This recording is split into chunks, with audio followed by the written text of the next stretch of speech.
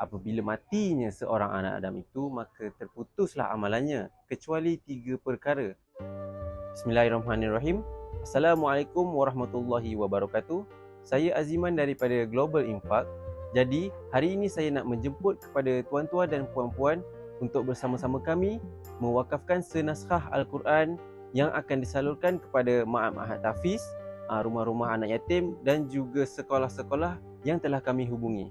Prosesnya begini, kami akan maklumkan setiap proses wakaf kepada para pewakaf dan juga kami akan update secara telus di laman sesawang rasmi kami. Kami telah berhubung dengan beberapa madrasah dan juga sekolah yang request Al-Quran untuk kegunaan pelajar baru bagi sesi 2023 dan juga untuk persiapan bulan Ramadan ini.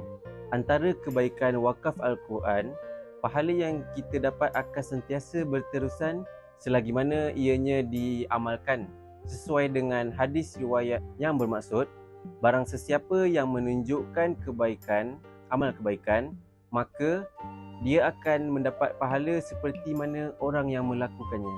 Alangkah indahnya jika anak-anak ini membacakan Al-Quran dan kita turut sama mendapatkan manfaat serta pahalanya, lebih-lebih lagi dibacakan bila bulan Ramadan.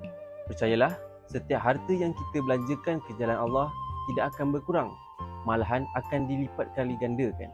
Apabila matinya seorang anak Adam itu, maka terputuslah amalannya, kecuali 3 perkara. Yang pertama, sedekah jariahnya, ilmu yang bermanfaat dan juga doa daripada anak-anak yang soleh.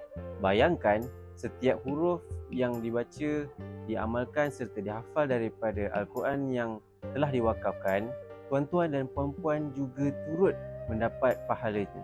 Jom sama-sama turut serta bersama Global Infaq. Jom bersama tingkatkan saham akhirat bersama Global Infaq.